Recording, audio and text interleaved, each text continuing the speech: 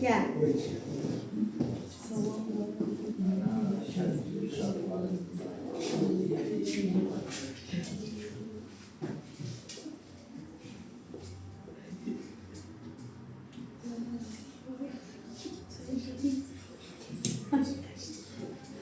Gel. Gel Amra, gel. Hadi gel.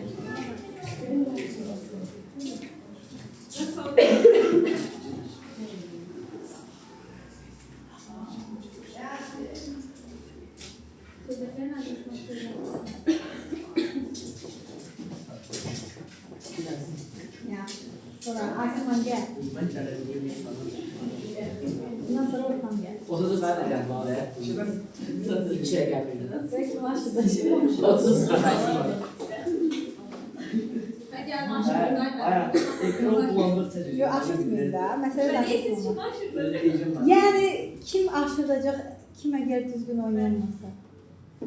Ne kadar uzun geçse o kadar mantıklı olur. Ama bana kalsa ben şansına gidiyorum. Yok, niye ona gel.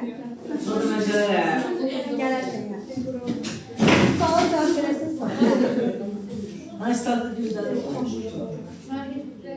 geldi çıkardım onu. Alkerler hansı kadroda genellikle? Doymuş yoksa doymamış? Doymuş. Doymamış. Doymamış.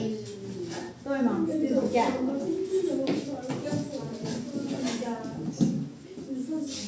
Onu çıkardım. Onu Ay sağ ol. Açmayacak onu. Özü 8 yaşında.